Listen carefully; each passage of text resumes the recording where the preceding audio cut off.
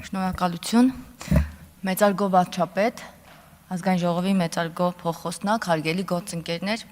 սիրելի քաղաքացիներ։ Վերջին օրերին մեր քաղաքական դաշտում հաճախ ենք տեսնում առաջիկա ընտրություններին ընդառաջ նախընտրական ծրագրերի ներկայացում, անկեղծ ասած շատ հավակնոտ ծրագրեր են,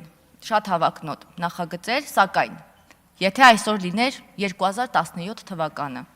գոնե 2018 թվականը, քանի որ 2017-ը պատահական չեմ հիշում, որովհետև պետական բյուջեի ծախսերը 2025 թվականին կազմել են 3 տրիլիոն 305 միլիարդ ՀՀ դրամ, նախահեղափոխական 2017 թվականի համեմատ աճելով շուրջ 2.2 անգամ կամ 1 տրիլիոն 800 միլիարդ ՀՀ դրամով։ Այսօր քաղաքացիական պայմանագիրը ոչ թե նախընտրական խոստումների կամ երազանքների մատյան է հրամցնում քաղաքացիներին, խորհրդարանական ընտրությունների ընդառաջ, այլ քաղաքացին քաղաքացիական պայմանագրի կառավարության ծրագրի առաջարկությունների և նպատակների կրողն է։ Կառավարության ծրագրի 2025 թվականի կատարման ընթացքի և արդյունքների մասին զեկույցը բավականին մեծ և ծավալուն փաստաթուղթ է։ Այն մանրամասը ներկայացրել են վարչապետը և այլ գերատեսչությունների ղեկավարներ։ Ամբողջը ելույթներով ներկայացնելը հնարավոր չէ։ Ես ուզում եմ խոսել մի շարք կարևոր, ինձ համար կարևոր մասերի վերաբերյալ, սակայն ուզում եմ սկսել ամենակարևորագույնից։ 2025 թվականի օգոստոսի 8-ին Վաշինգտոնում վարչապետ Նիկոլ Փաշինյանի և Ադրբեջանի նախագահ Իլհամ Ալիևի և ԱՄՆ նախագահ Դոնալդ Թրամփի հանդիպման արդյունքում ստորագրվեց համատեղ հռչակագիր, որով Հայաստանի և Ադրբեջանի միջև խաղաղություն հաստատվեց։ Փակվեց այլևս երկու երկրների միջև փոխհրաձգությունների և սողացող պատերազմի դարաշրջանը։ Մենք շարունակում ենք մեր որդեգրած հավասարակշռման և հավասարակշռված արտաքին քաղաքականությունը, ամրապնդելով Հայաստանի Հանրապետության անկախությունը, ինքնիշխանությունը, անվտանգությունը և տարածքային ամբողջականությունը, շարունակում և շարունակելու ենք առաջ մղել խաղաղության և կայուն զարգացման օրակարգերը։ Եվ հայացք գցելով մեր երկրում տեղի ունեցող գործընթացներին, կարող ենք հաստատապես ասել, որ Հայաստանի Հանրապետության քաղաքացին խաղաղության կրողն ու խաղաղության տեր կանգնողն է, համընդհանուր առողջապահական ապահովագրության շահառուն է, վերափոխվող զինված ուժերի պաշտպանության ներքո իրեն ապահով զգացող զինվորի ընտանիքն է, արժանապատիվ կենսաթոշակ ստացող մեզ սիրելի տարեցն է, նվազագույնը 150% ավելացված աշխատավարձ ստացող գիտնականն է, վերականգնված հուշարձաններ այցելող քաղաքացին է, իրենց կենդանության օրոք, ուզում եմ անպայման շեշտել, իրենց կենդանության օրոք սեփական ազգանունով սպորտային համալիրներ ունեցող մեր չեմպիոններն են, արժանապատիվ աշխատավարձ ստացող ուսուցիչն է, մոտակա սուպերմարկետ գնալու հաճախականությամբ Հռոմ և Փարիզ այցելող քաղաքացին է։ Եվ այս ամբողջը նախընտրական ծրագիր չէ, երազանք չէ, խոստում չէ, սա այն իրականությունն է, որին ձգտել և հասել ենք մեր կառավարման տարիներին։ Եվ հիմա նախընտրական ծրագիր գրողները գոնե մի քիչ ֆուտուրիստական մտքի տեր պիտի լինեն, որ կարողանան գրել այնպիսի գայթակղիչ առաջարկներ, որոնք առաջանցիկ լինեն այս իրականացվող ծրագրերից, կամ գոնե մի քիչ կարողանան նմանակել նման ծրագրերի։ Սա այն ամենն է, որի մասին ամեն օր խոսում ենք։ Սա գրեթե ամենն է, որի հետ մենք ամեն օր առնչվում ենք։ Եվ հիմա ցանկանում եմ խոսել նաև այլ ցուցանիշների մասին։ 2025 թվականին բուհերում և քոլեջներում Ղարաբաղից տեղահանված ուսանողների ուսման վարձի լրիվ կամ մասնակի փոխհատուցման աջակցության ծրագրի շահառու է եղել քոլեջների 456 և բուհերի 2761 ուսանող։ Ընդհանուր առմամբ Ղարաբաղից տեղահանված անձանց աջակցության ծրագրերի իրականացման նպատակով 2025 թվականին պետական բյուջեից փաստացի ծախսվել է շուրջ 45.7 միլիարդ ՀՀ դրամ, իսկ 2023 թվականից ի վեր շուրջ 146 միլիարդ դրամ։ Չեք զարմանում, չէ՞, գիտեք, չէ՞, ուղղակի պետք չի ասեք։ Տիկին Գյուղեղյան, հատկապես ձեզ եմ ասում։ Պաշտպանության ոլորտի կարևորագույններից շարունակվել են սպառազինության և ռազմական տեխնիկայի արդիականացման և նոր նմուշների ձեռքբերման աշխատանքները, որի վերաբերյալ հաշվետվությունը մեզ սիրելի քաղաքացիներին կներկայացնենք մայիսի 28-ին։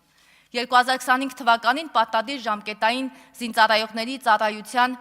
սահմանված ժամկետը կրճատվել է 18 ամսի, 2026 թվականի հունվարի 1-ից զորակոչված քաղաքացիների համար։ Ավելացվել են շարքային կազմի պարտադիր ժամկետային զինծառայողների արձակուրդի օրերը 21-ից մինչև 30 օր։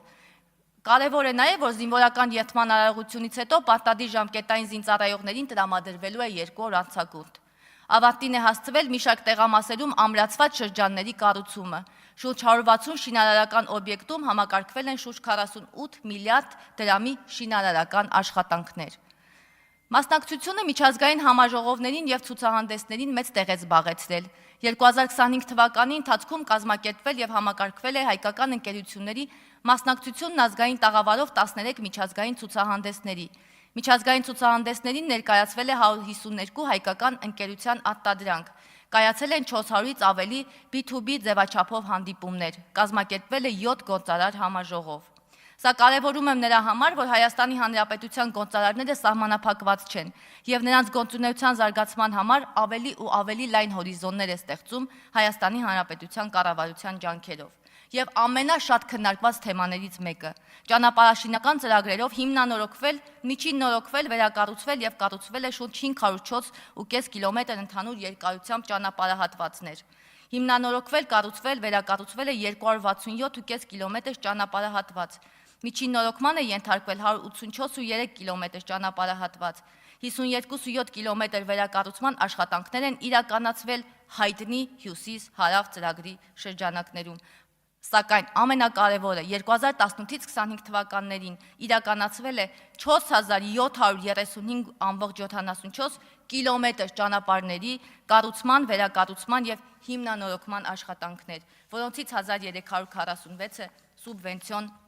ծրագրերով։ Ճանապարհաշինության հետ մի կարևոր բան եմ ուզում ասել։ Մեր քաղաքացիները տասնամյակներ շարունակ երազել են բարեկարգ ճանապարհների մասին, սակայն այլևս մենք չենք երազում բարեկարգ ճանապարհների մասին։ Քաղաքացիներն արդեն պահանջում են ունենալ բարեկարգ և նորմալ ճանապարհներ։ Սա ինչու եմ ասում, որովհետև 2024 թվականին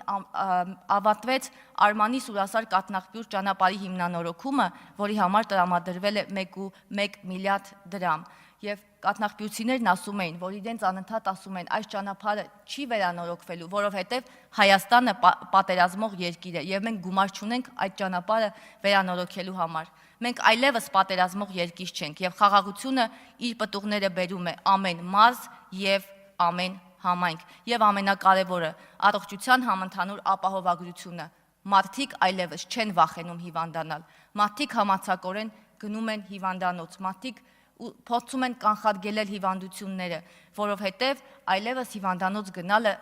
մեծ փորձանք և փորձություն չէ։ Հունվարի 1-ից շուրջ 1.5 միլիոն քաղաքացի դարձել է այս ծրագրի շահառու։ Սոցիալական ոլորտներ, կրթություն, սպորտ, մշակույթ, բարձրագույն տեխնոլոգիաներ, մարդկային կապիտալ։ Ասելիքը իրապես շատ է, քանի որ միայն ասելիք չեն, այլ իրականացված ծրագրեր, որոնք շարունակելու են զարգանալ և զարգացնել Հայաստանի Հանրապետությունը, բարեկեցիկ կյանք ապահովել քաղաքացիների համար։ Հայաստանում առաջին անգամ իշխանությունը գնում է ընտրությունների ոչ թե խոստումներով, այլ արդեն իսկ իրականացված ծրագրերով և քաղաքականությամբ, և որպես ամփոփում։ Ուզում եմ անպայման շեշտել, որ այս ծրագրերի, բազում այլ ծրագրերի և բարեփոխումների, որոնց մասին չխոսեցի, նախադրյալն ու շարունակական լինելու հիմքն ու հենասյունը խաղաղությունն է։ Այն խաղաղությունը, որին սպասել ենք տասնամյակներ, որի համար կյանքեր են զոհվել։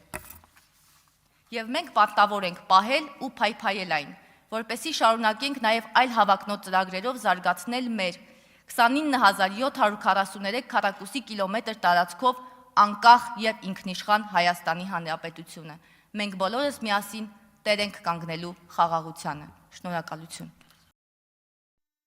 Հավանիչ տեսանյութ և բաժանորդագրվիչ նորությունները բաց չթողնելու համար։